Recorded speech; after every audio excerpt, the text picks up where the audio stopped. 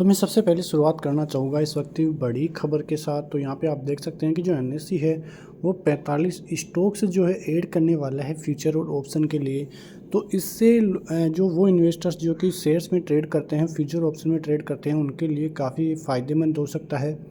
यहाँ पे आप देख सकते हैं साथ साहब कि इन्हें सर्कुलर ऑन वेडनेसडे बुधवार को ये सर्कुलर आता हुआ दिखाई दिया कि NSC stated a contract for companies such as Adani Energy, Adani Green, Angel One, Bank of India, BSC, CDSL, CESC, Delhivery, Avenue Supermarts, हुडको, Jio Financials, JSW Energy, NHPC, FSN E Commerce, Tata Elxsi, Yes Bank, Varun Beverages and Zomato among others will be available for trading from November 29, यानी कि 29 नवंबर से ये जो 45 कंपनी है वो ऐड होती हुई दिखाई देगी फ्यूचर और ऑप्शन में।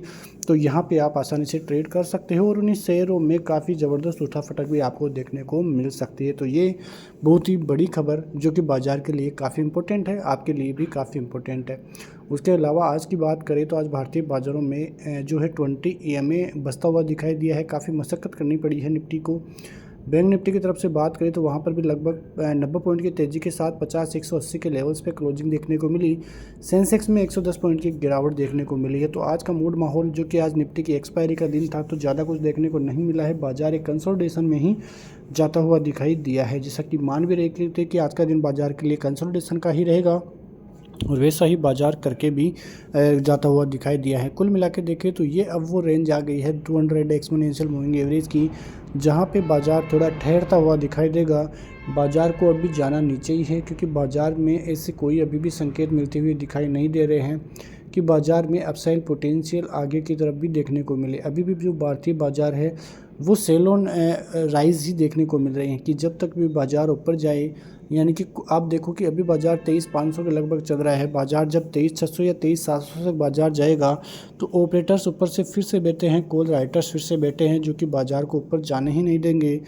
बहुत बड़ी बड़ी पोजीशन है वो बनाकर बैठे हैं और बाजार यदि ऊपर जाने की भी कोशिश करेगा तो ऊपर से बहुत भारी प्रेशर आएगा बाजार के लिए। अब देखिए तो जब तक बाजार 24,000 से ऊपर नहीं पहुंचता है तब तक अभी तक तो ऐसा माहौल देखने को नहीं मिलेगा कि बाजार में कहीं भी रिवर्सल के संकेत मिलेंगे। वैसे एक चीज़ देखिए तो एक्सपर्ट्स तो बाजार को यहाँ से और 10% गिराने की फिराक में है। कई एक्सपर्ट्स का यही मानना है कि बाजार यहाँ से भी 10% और गिर सकता है और वो फिर फेज आएगा जहाँ पे बाजार एक फियर करता हुआ नजर आएगा।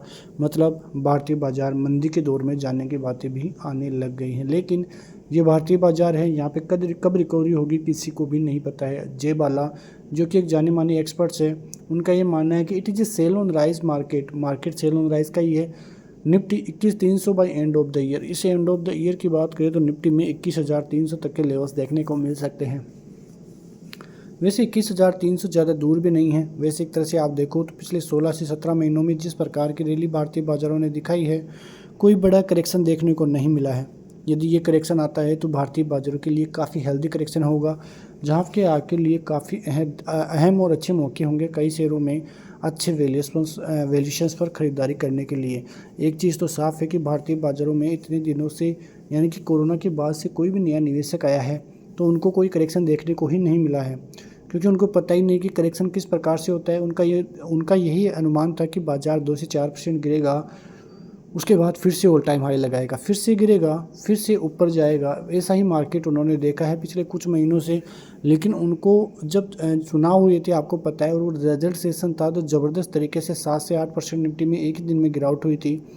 उनको पैनिक हुआ था, लेकिन रिकवरी होने की वजह से वो फिर से संभल गए थे। उनका यही अनुमान था कि आगे भी बाज़ार में ऐसे ही होंगे, झटके आएंगे लेकिन वो बड़े नहीं होंगे। लेकिन अब जिस प्रकार से बाज़ार ने एक और बड़ा झटका दिया है, ऑल टाइम हाई लगा के जैसे ऊपर से गिरा है बाज़ार, किसी को अनुमान नहीं था कि इस प्रकार की गिरावट भारतीय बाज़ारों में होगी, कि भारतीय बाज़ार फिर मुड़ के ही नहीं देखेगा। और जैसी ही गिरावट रिटेलर्स के पोर्टफोलियो में भी आपको देखने को मिल रही। उनके पोर्टफोलियो 30 से 40% तक गिर चुके हैं।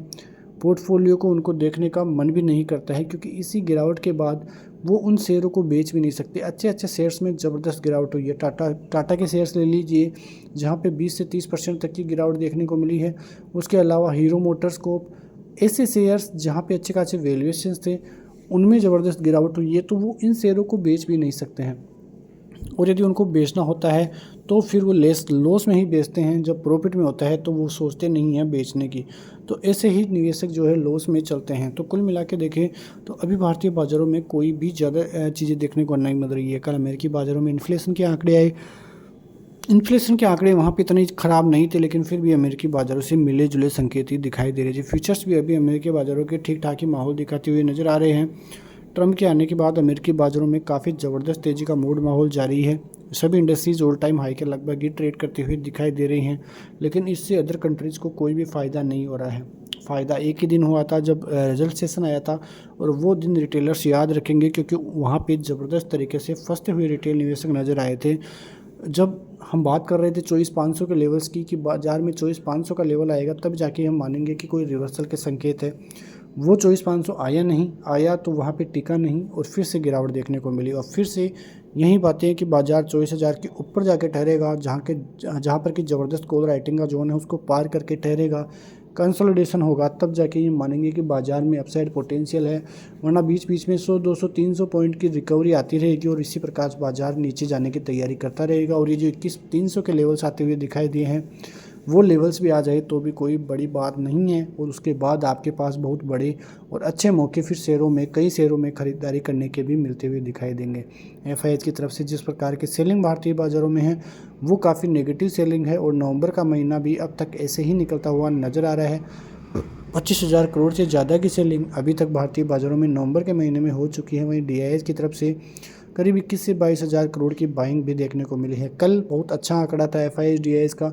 एफआईएच की तरफ से मात्र 2500 करोड़ की सेलिंग, तो डीआईएच ने 6,000 करोड़ के लगभग की बाइंग करते हुए नजर आए थे। क्योंकि मैं यही बात कर रहा था कि 200 एक्सपोनेंशियल मूविंग एवरेज आएगा तो यहाँ से अच्छी खासी बाइंग्स जो है कई निवेशक करते हुए नजर आएंगे।